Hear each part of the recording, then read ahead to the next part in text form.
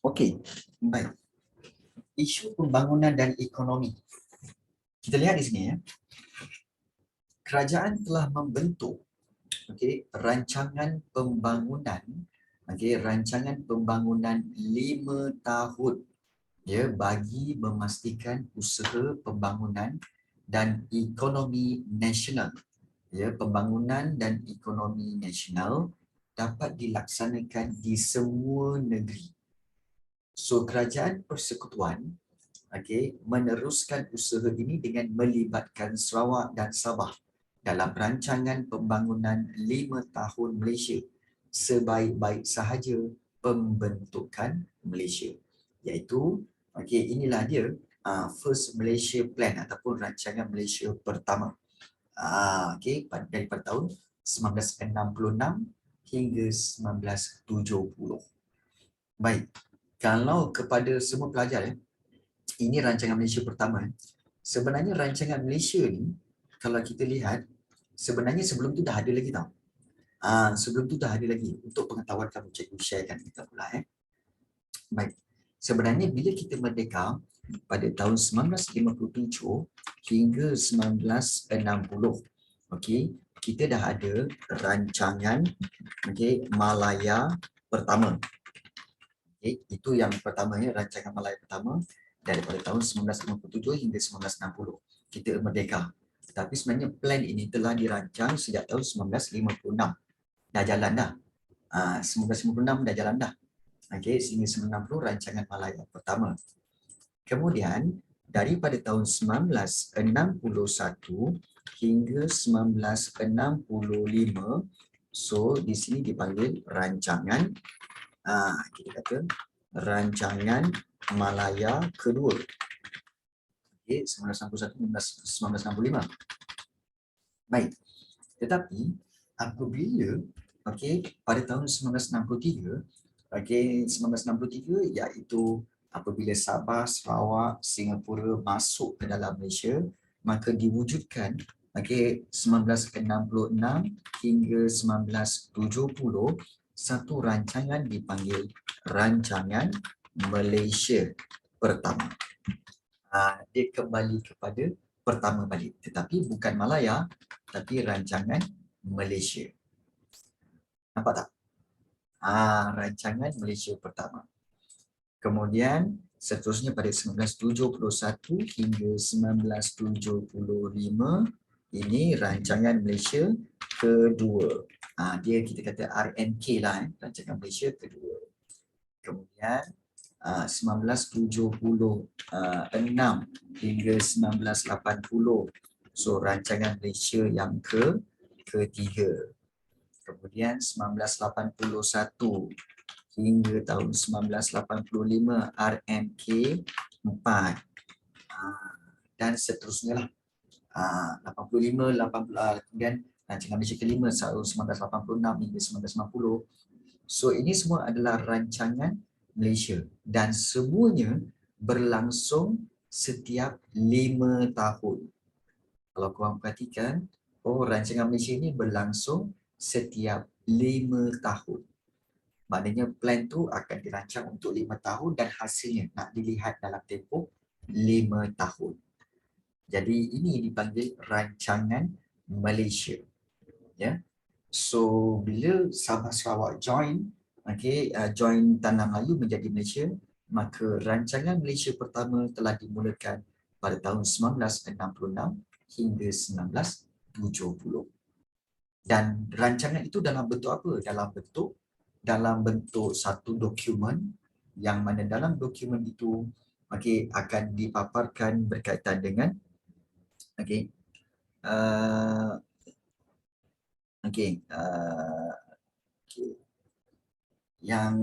dalam dokumen, dan di mana kalau kita lihat dokumen itu dipaparkan tentang segala berkaitan dengan perancangan perancangan pembangunan Malaysia.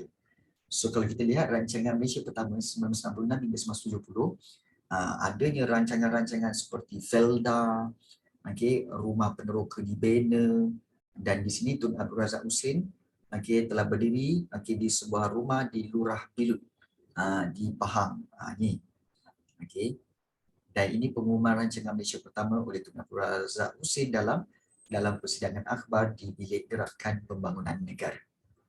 So kalau kita lihat, rancangan Malaysia pertama ini adalah bertujuan untuk untuk rancangan Malaysia dari sudut pembangunan. Contohnya kita lihat di sini, rancangan Malaysia pertama dalam usaha menangani isu pembangunan dan ekonomi negara, kerajaan memperkenalkan rancangan Malaysia pertama.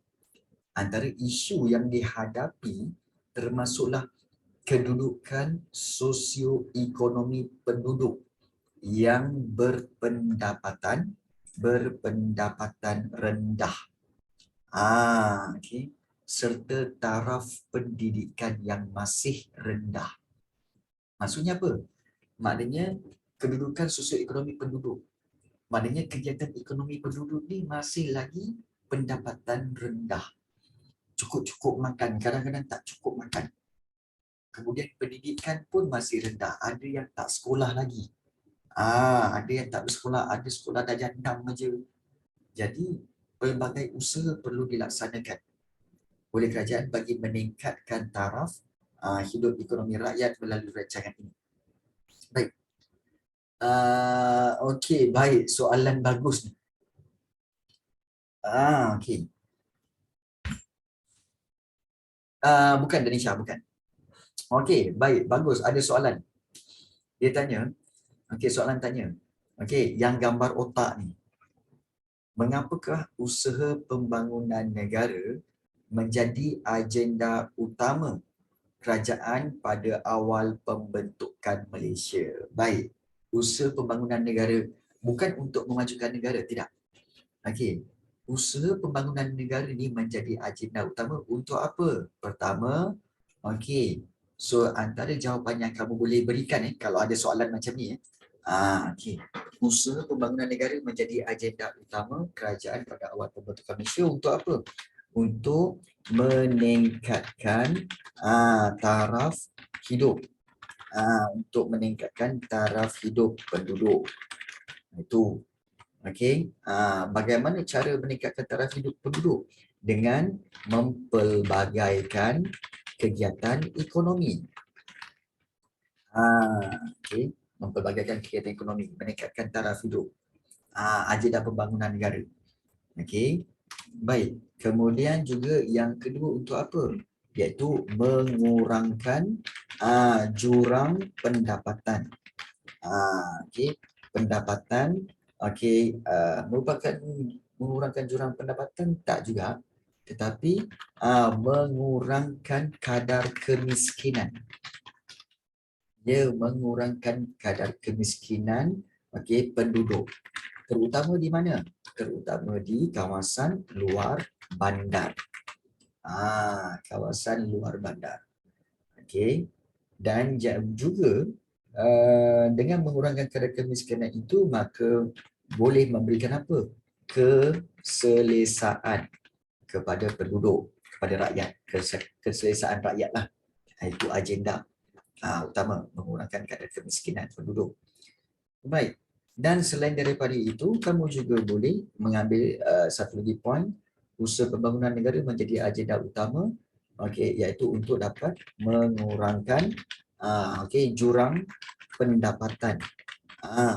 Jurang pendapatan juga, tapi penduduk bandar dan luar bandar. Jadi inilah agenda utama kerajaan pada awal pembentukan Malaysia. Boleh faham? Faham So jangan bagi jawapan yang terlalu umum tau. Contohnya macam usaha pembangunan negara menjadi agenda utama kerajaan pada awal pembentukan Malaysia untuk memajukan negara. Nah. Spesifik. Be spesifik. Maknanya kita tahu usaha pembangunan negara ni menjadi agenda utama kerana apa? Kerana nak membantu rakyat. Ingat untuk membantu rakyat sebenarnya.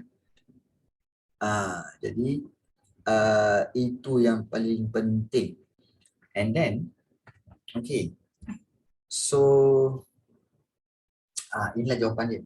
Nanti juga bagi tahu kenapa Kenapa benda-benda ni perlu dilakukan? Kita tengok sekejap. Isu pembangunan. Okey, baik, tak apa. Kita akan tengok rancangan Malaysia pertama. Okey, rancangan Malaysia pertama. Dan tak apalah, cikgu sharekan sekarang lah.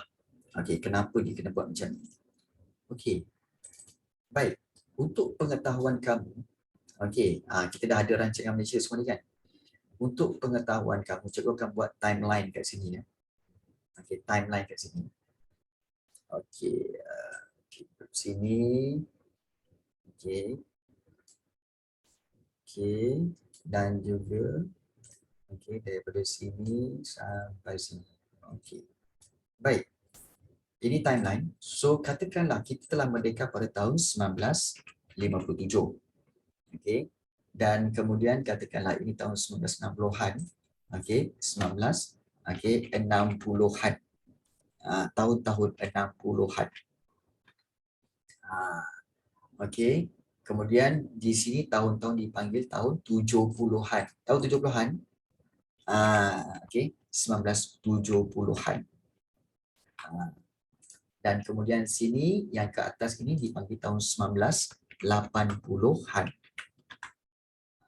Itu terms-terms yang kita katakan untuk untuk 10 tahun lah. Ya, 10 tahun ya. Ini tahun-tahun 1970-an dan ini tahun-tahun 1980-an. Okey, ini pun tahun 90-an lah. Baik. Untuk pengetahuan kamu, sebelum negara kita merdeka, negara kita ni adalah sebuah negara pertanian. Okey, negara pertanian. Pertanian kita hampir 80% pertanian. Almost 80% pertanian negara kita ni. Pertanian. Tetapi masalah pertanian adalah harga komoditi ni tak stabil.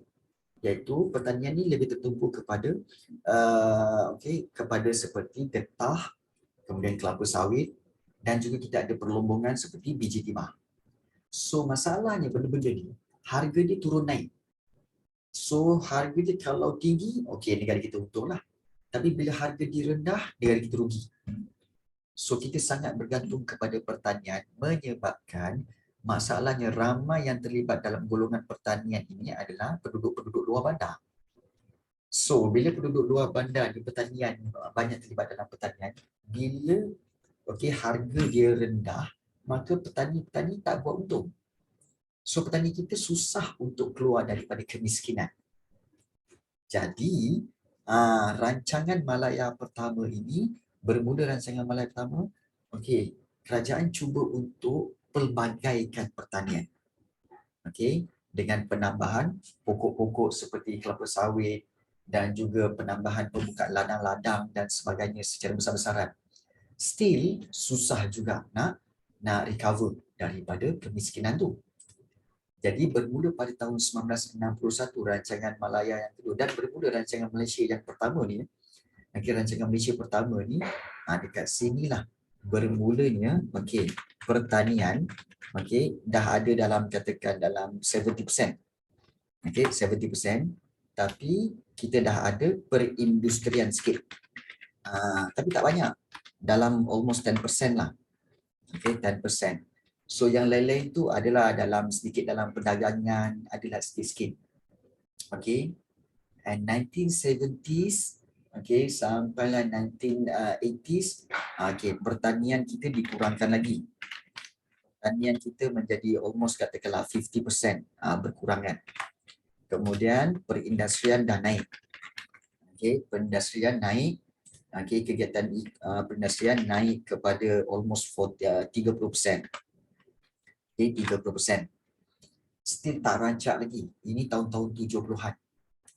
Tetapi pada tahun-tahun 80-an, pada waktu inilah pertanian berkurangan menjadi hanya lebih kurang 40 ke 35%. Tetapi perindustrian telah meningkat melonjak sehingga 60%. So pada waktu inilah negara kita barulah dikatakan sebagai make profit yang banyak. Okay, make profit yang banyak sebab apa? Okay, pertambahan dari sudut perindustrian.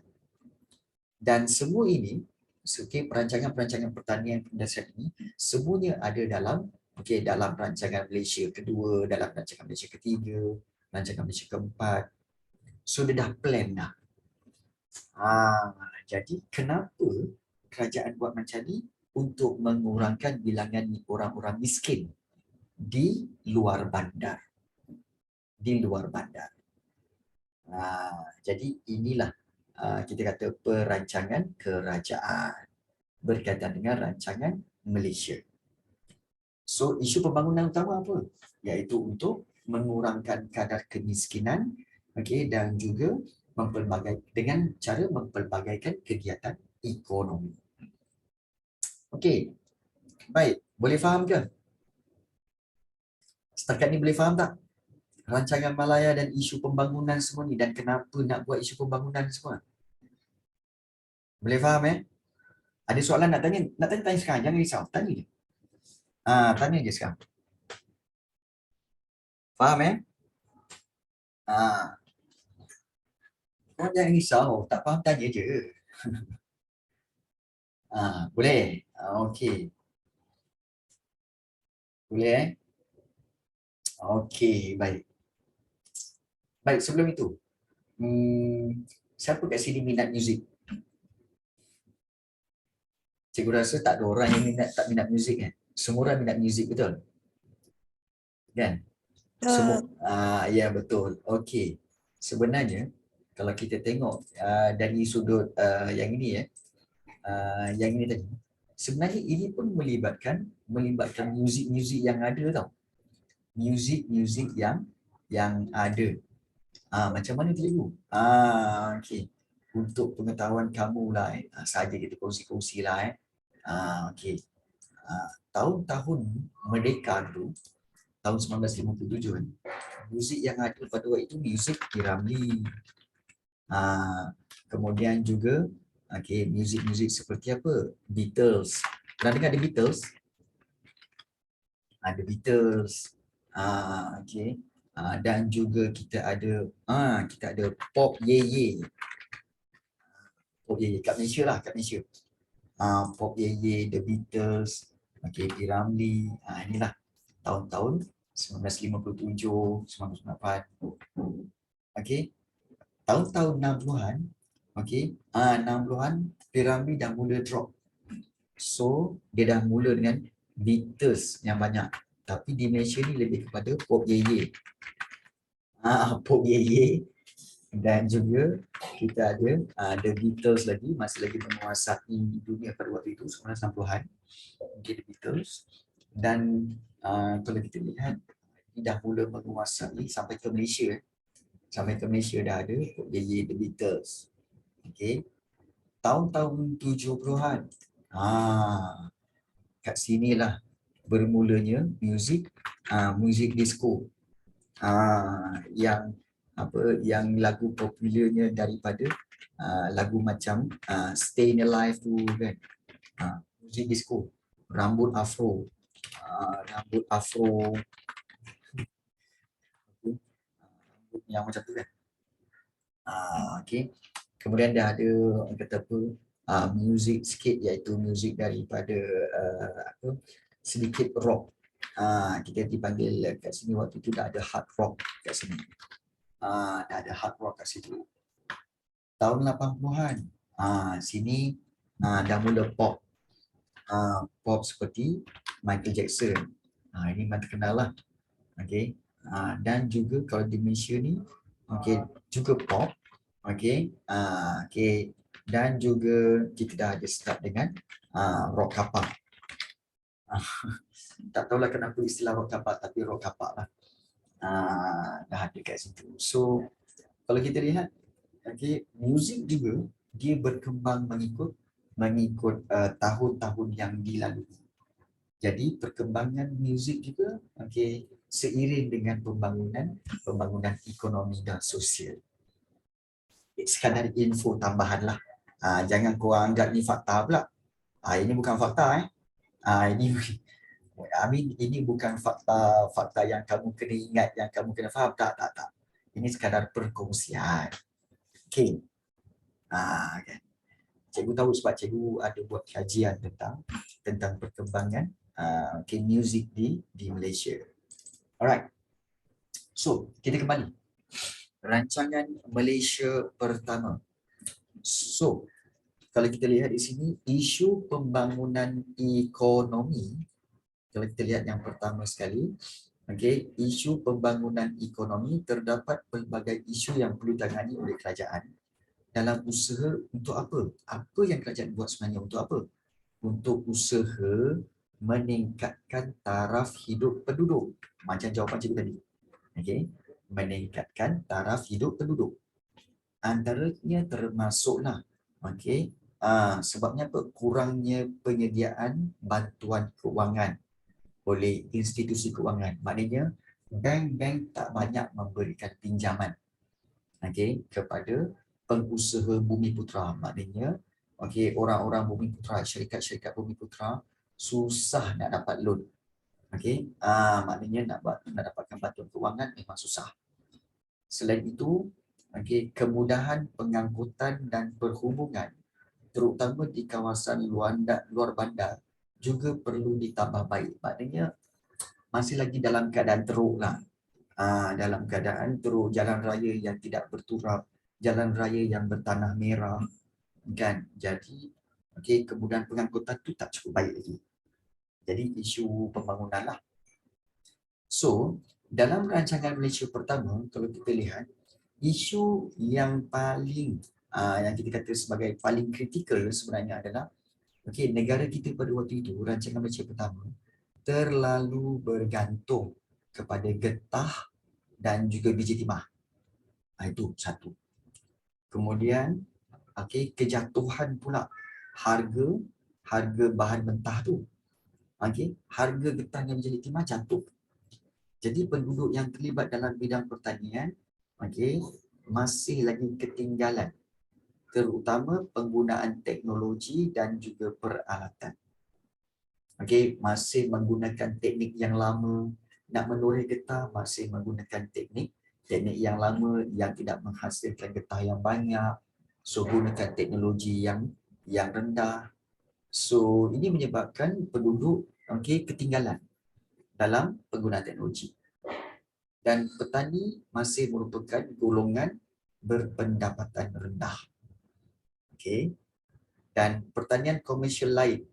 Pertanian komersial ni ada seperti pertanian kelapa sawit dan juga getah secara besar-besaran masih kurang diusahakan oleh petani. Petani lebih suka buat pertanian ni macam menoreh getah tu untuk kawasan kebun kecil dia, yang kadang-kadang tanahnya tak sampai seekar pun. Harapkan tu je lah buat dia punya hasil pendapatan. Jadi, ini merugikan. Sebab apa?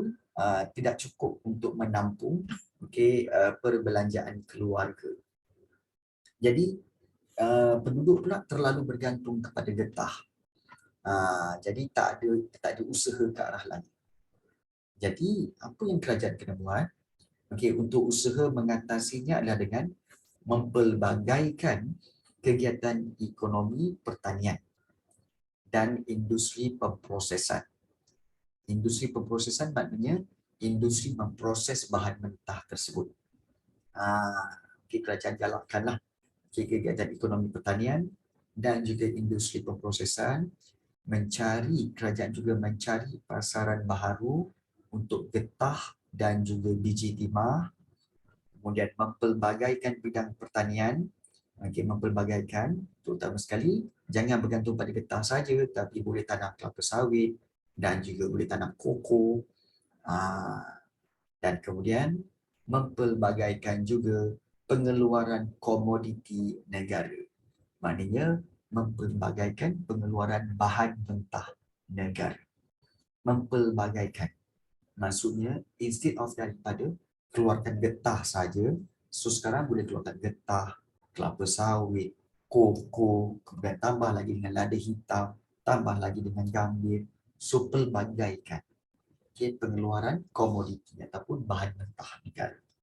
So ini usaha untuk mengatasi masalah taraf hidup rakyat. Jadi ini adalah isu pembangunan. Okay. So di sini kalau kita lihat inilah dia stem kenangan Malaysia berkaitan dengan rancangan pembangunan 1966 hingga 1970. Stem kenangan lah. So ini kalau kita lihat sebagai rancangan Malaysia pertama.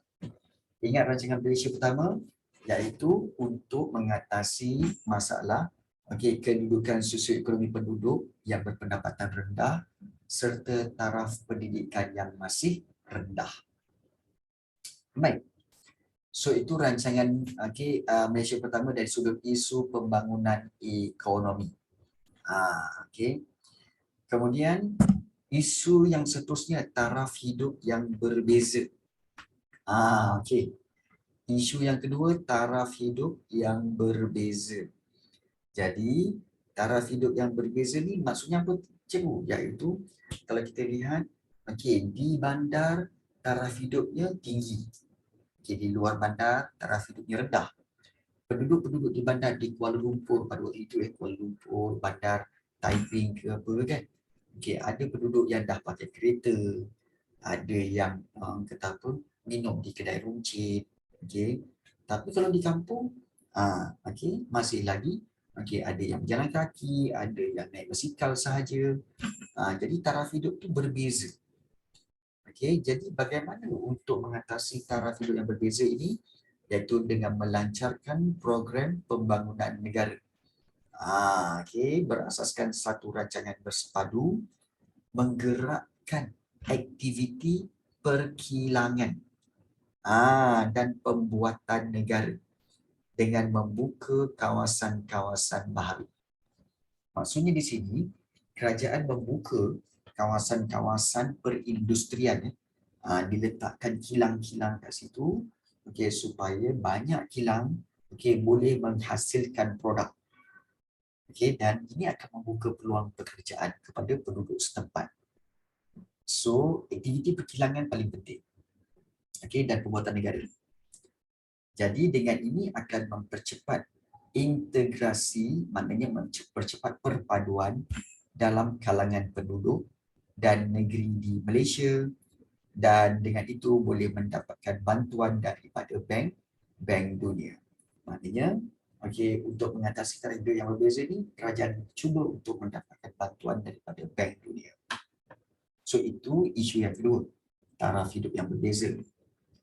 Yang ketiga, isu peluang pekerjaan yang terhad. Maknanya tak banyak pekerjaan yang ada dan kemudian kadar pengangguran yang meningkat. Maknanya jobless tu ramai.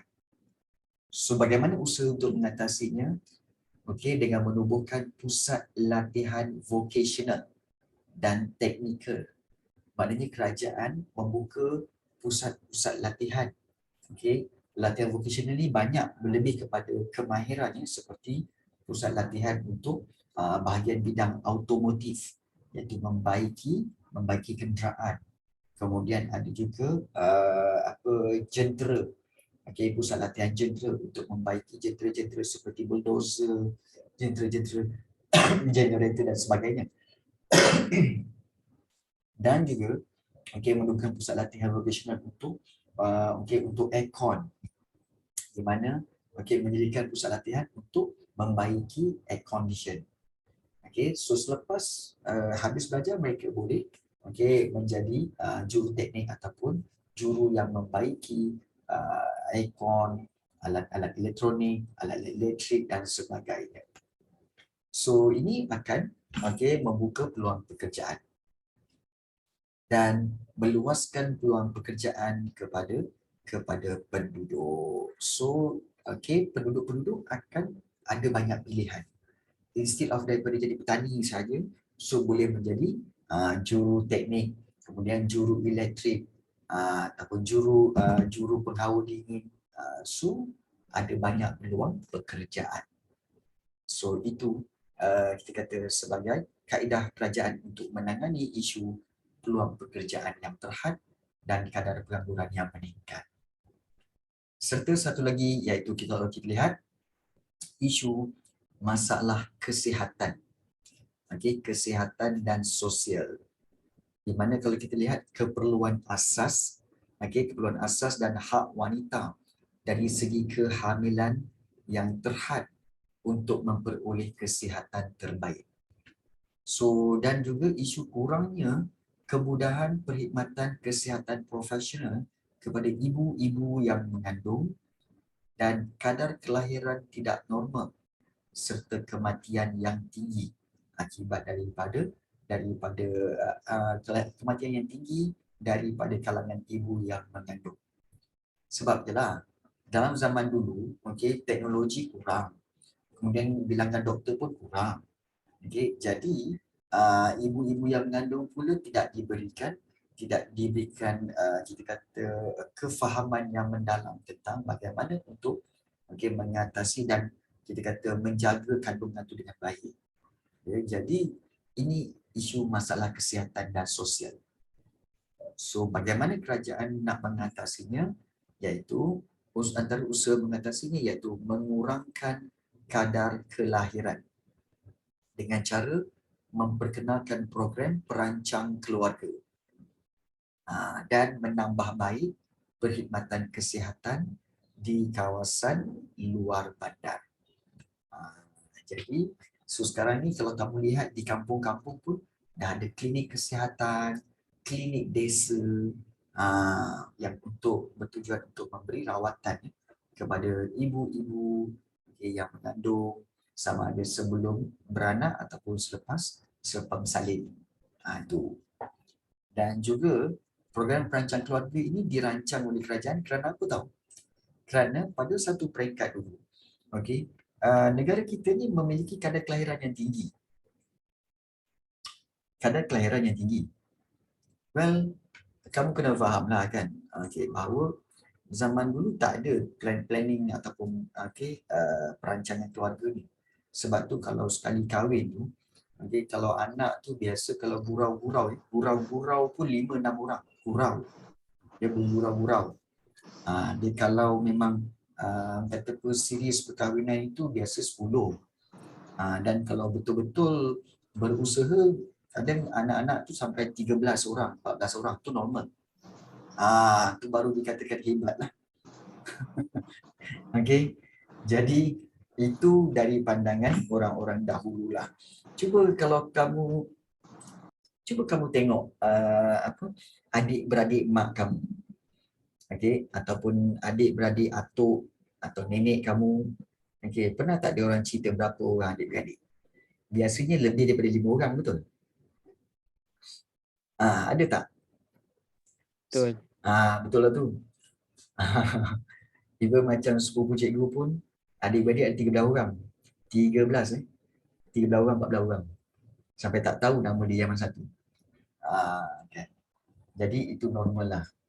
Tapi zaman sekarang ni dia dah belajar tentang perancangan keluarga. Sebab tu kalau kita lihat adik-beradik pun ada yang 3 orang, 4 orang, 2 orang. Kalau kena macam Nafi Iman, dia lah seorang. Daniel, dia lah seorang. Adik-beradik tak ada. Macam itulah. Jadi kalau kita lihat itu mungkin sebab apa kefahaman tentang perancangan keluarga itu lebih mendalam lah. Lebih mendalam. Okey, baik. So kalau kita lihat di sini, inilah dia berkaitan dengan rancangan Malaysia yang pertama. Bagi menangani isu pembangunan dan ekonomi, iaitu rancangan Malaysia pertama, iaitu isu-isu pembangunan ekonomi seperti isu yang terlalu bergantung pada ekspor getah dan biji timah, taraf hidup yang berbeza, peluang pekerjaan yang terhad, kadar pengangguran pula meningkat, serta isu masalah kesihatan wanita. So itu adalah isu pembangunannya. Baik. Sebelum kita pergi kepada seterusnya, ada soalan nak tanya? Sebelum kita pergi kepada tragedi hubungan antara kaum. Okey. Tragedi ni satu tragedi. Okey, tak ada okey. Baik. So tak apa. Okey, kepada mana-mana pelajar jangan risau kalau kamu ada soalan selepas ini boleh bertanya cikgu ya, WhatsApp pada cikgu. Okey. Dan kita nak pergi kepada subtopik yang terakhir pada hari ini iaitu 6.5 tragedi hubungan antara kaum. Baik.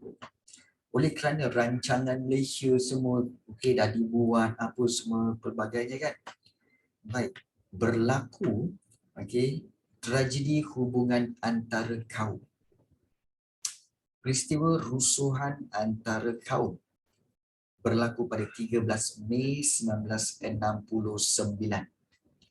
Bermula beberapa hari setelah diadakan pilihan raya umum yang ketiga. Maknanya selepas election.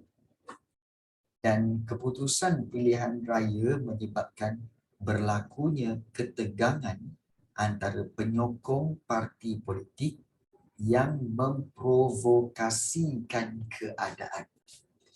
Memprovokasikan itu maknanya apa?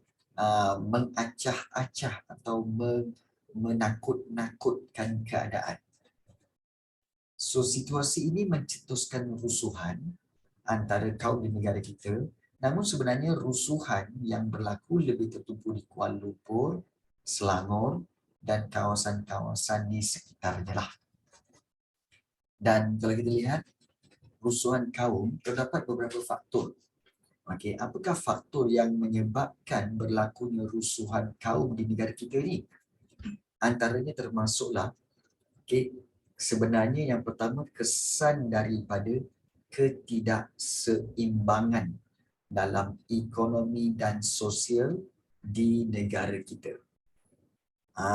Kesan daripada ketidakseimbangan. Sebenar-benarnya, kalau kamu lihat tahun 1969, macam cikgu tunjukkan dalam ni tadi kan. Kalau cikgu tunjukkan dalam ni tadi, pada tahun-tahun 1957, 1960-an semua kan. So bilangan orang yang kaya, terus golongan kaya biasanya dikaitkan dengan kaum Cina. Manakala golongan yang miskin pula, sebenarnya masih lagi kategori orang Melayu. Baik. So, apabila merdeka, orang-orang Melayu menganggap bahawa inilah peluang untuk orang-orang Melayu naik dan menjadi sama kaya seperti orang Cina. Baik, tetapi apabila berterusan daripada 1997 hingga 1969, sudah 10 tahun lebih, tetapi pada akhir-akhir tahun 1969, keadaan ini masih lagi tidak berubah.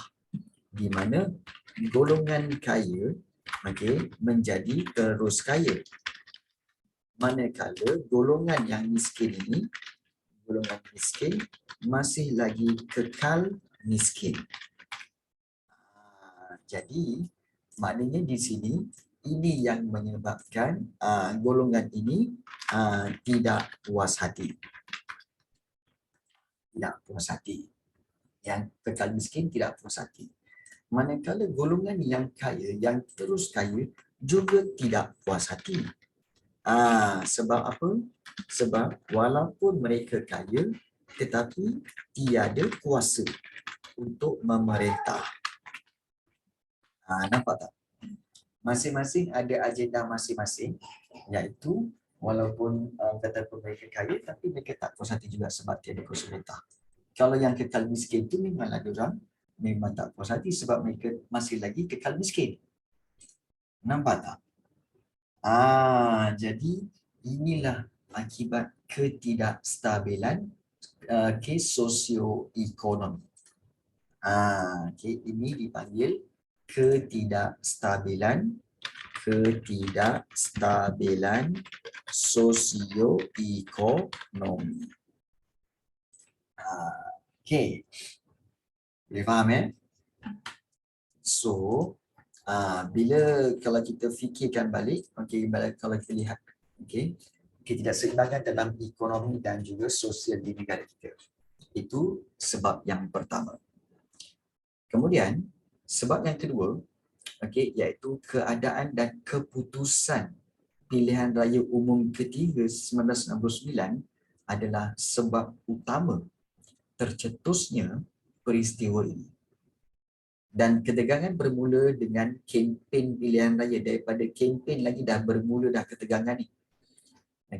Terdapat parti politik yang mengeksploitasi, yang menyalahgunakan isu yang menyentuh sensitiviti sesuatu kaum semasa berkempen. Dan kebetulan pada waktu itu tahun 1969, Parti Komunis Malaya ataupun PKM mengambil kesempatan semasa pilihan raya itu untuk apa? Untuk mempengaruhi penduduk supaya bermusuhan antara kaum. Nampak tak? PKM pun masuk jarum lah supaya bermusuhan antara kaum. Dan parti yang bertanding pula telah berkempen menggunakan sentimen perkauman dan keagamaan untuk mendapatkan sokongan daripada pengundi. Dan jadi perarakan kemenangan pilihan raya itu menjadi tidak terkawal, menimbulkan kekacauan dan perbuatan provokatif, maknanya perbuatan yang mengacah-acah dan mengugut. So ini menyebabkan berlakunya kerusuhan kaum yang tercetus bermula di Kuala Lumpur. Lah. So bermakna sebenarnya isu utama sebenarnya adalah parti politik lah sebenarnya, parti politik. So kalau kita lihat apakah langkah yang diambil oleh kerajaan bagi mengatasi masalah peristiwa 13 Mei ni. So langkah yang diambil so langkah serta-merta. Sebab 13 Mei ini telah menyebabkan ketegangan hubungan antara kaum. Jadi langkah serta-merta telah diambil bagi mengelakkan kekacauan dan menghentikan rusuhan serta menghalang daripada benda ini merebak ke bandar-bandar lain. So antara langkah yang pertama diambil ialah pengisytiharan darurat. Dan kalau kamu fikir balik, cikgu sebenarnya apa itu darurat? Mungkin ramai yang tak ingat lagi. Darurat tu bermaksud sebenarnya ialah kecemasan. Ingat darurat tu sebenarnya bermaksud kecemasan. Ya. Baik, ataupun dipanggil emergency, darurat. Dan pengisytiharan perintah darurat ini telah dibuat oleh Yang di-Pertuan Agong pada 16 Mei 1969 ke seluruh negara kena isytihar darurat. Antara perkara yang diputuskan termasuklah perlembagaan digantung, manakala parlimen juga ditangguh, kemudian mewujudkan pusat-pusat perlindungan di beberapa tempat semasa darurat. Pihak polis menguatkuasakan perintah berkurung. Macam PKP hari itulah. Kan? Macam PKP hari itu dipanggil lockdown kan. Perintah berkurung lah tu. Macam kita dah rasa dah kan. Pihak polis menguatkuasakan perintah berkurung tu. Seorang ramai tidak dibenarkan keluar dan dikendaki tinggal di kediaman masing-masing. Dan penubuhan jawatan kuasa bertugas untuk menyusun semula perkhidmatan penerangan kerajaan. Semua berita daripada pihak media ditapis bagi memastikan kesahihannya. Kerajaan juga memastikan bekalan makanan diperolehi penduduk terutama di pusat perlindungan. Mangsa-mangsa rusuhan akan dipindahkan ke pusat perlindungan di Stadium Merdeka dan Tiong Nam Settlement. Okey. Dan semangat saling membantu ketiga ketegangan dalam kalangan anggota masyarakat dapat dilihat di pusat perlindungan ini. Dan pihak berkuasa telah memanggar, ingat okey, kawasan-kawasan kampung baru okey, telah dipagar dan menjadikannya kawasan perintah berkurung yang besar. Sementara itu tentera juga turun memberikan perlindungan kepada penduduk yang berlindung di beberapa kamp tentera. Maknanya keadaan menjadi huru-hara. Okey, pihak polis pun turun, pihak tentera pun turun. Okey, mangsa-mangsa rusuhan dipindahkan. Kemudian perintah berkurung, kawalan. Jadi ini pengisytiharan darurat akibat daripada peristiwa 13 Mei. Dan kemudian barulah ditubuhkan Majlis Gerakan Negara. So, kaedah yang kedua, yang di-Pertuan Agong telah memperkenankan penubuhan Mageran, iaitu Majlis Gerakan Negara yang dipengerusikan oleh Tun Abdul Razak Husin. Ahlinya turut terdiri daripada pegawai perkhidmatan awam, pegawai tinggi polis dan tentera. Okey, Mageran diberi kuasa untuk memerintah. Ingat Mageran diberi kuasa untuk memerintah semasa darurat dari 16 Mei 1969 hingga 23 Februari 1971 dan bertanggungjawab mengawal ketenteraman negara. Dua fokus utama. Ya, betul. Betul. Kampung baru ni yang dia pindahkan orang-orang yang duduk dalam hutan masa ada komuniskan cikgu. Ya, betul. Ya, betul. Betul lah tu. Kawasan-kawasan itu pun dipagar dan juga dijaga oleh anggota tentera dan juga polis supaya tidak berlaku kekecohan dan juga tidak berlaku kerusuhan kaum. So, kalau kita lihat apakah fokus utama Mageran. Mageran ialah untuk mengatasi masalah perpaduan kaum dan juga ketidakseimbangan ekonomi antara kaum. Dua ni kena selesaikan dengan cepat.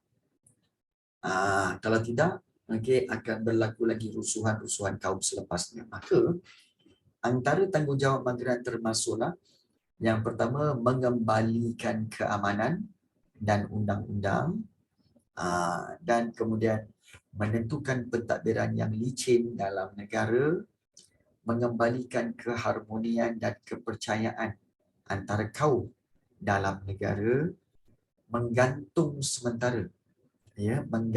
sementara semua akhbar-akhbar hingga keadaan negara kembali tenang, menguatkuasakan Akta Hasutan 1948, iaitu siapa-siapa yang membawa berita yang menghasut boleh ditangkap dan dipenjarakan, dan Jabatan Penerangan akan menapis berita-berita palsu dan menerangkan usaha-usaha kerajaan terhadap menangani isu ini. Dan inilah ahli Mageran. Inilah dia gambar-gambar ahli Mageran. Dan cikgu yakin kamu semua mungkin kenal dengan watak ini, iaitu ini adalah siapa? Ini adalah siapa? Tun Abdul Razak Husin. Betul? Ini Tun Abdul Razak Husin. Tetapi kamu kenal tak yang ini?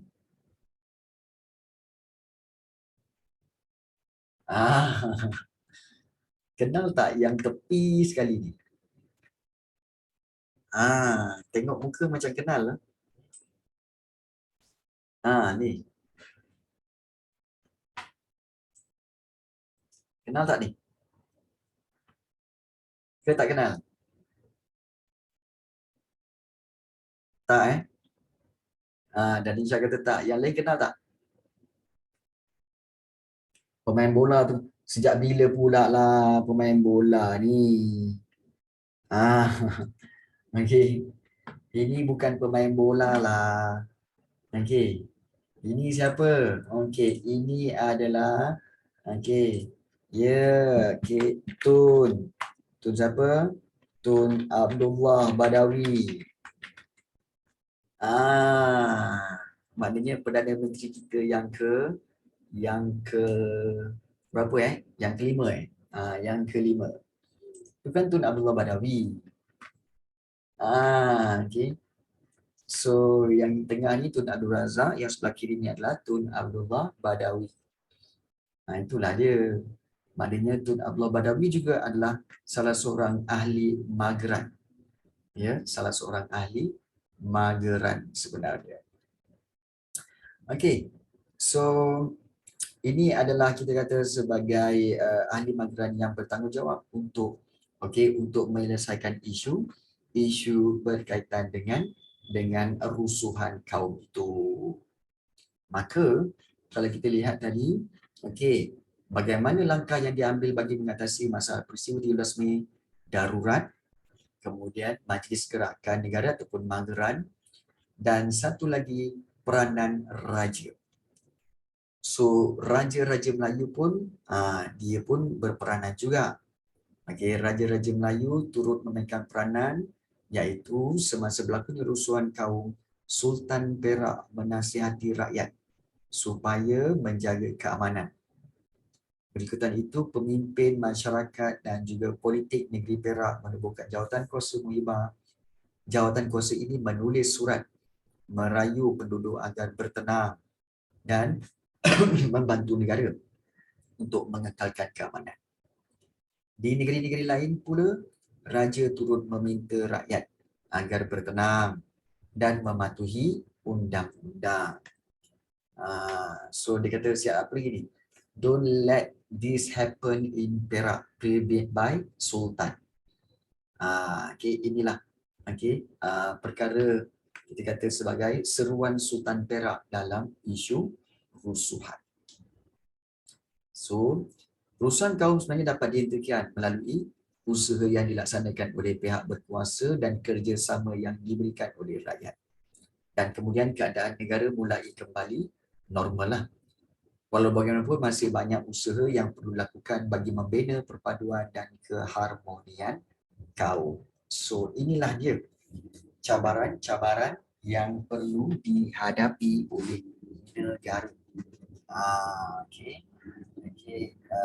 Selepas pembentukan Malaysia.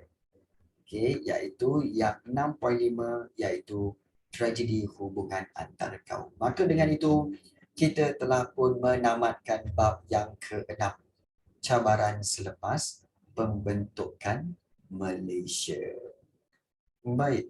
So, tugas cikgu seterusnya iaitu cikgu akan edarkan nota ringkas bab 6 kepada kamu berserta juga set latihan untuk tujuan pemahaman. So, the next class kita boleh buat perbincangan soalan-soalan objektif dan juga soalan esei daripada soalan-soalan itu, dan juga kita akan jawab soalan-soalan esei yang terdapat dalam buku teks tadi, seperti mana Danisha tanya tadi kan, yang ada soalan-soalan dalam bentuk gambar otak kan. Soalan-soalan itu juga kita akan bincangkan dalam kelas pada hari Isnin ini. So sebelum itu, ada apa-apa soalan nak tanya berkaitan dengan bab yang ke-6 ini? Kan?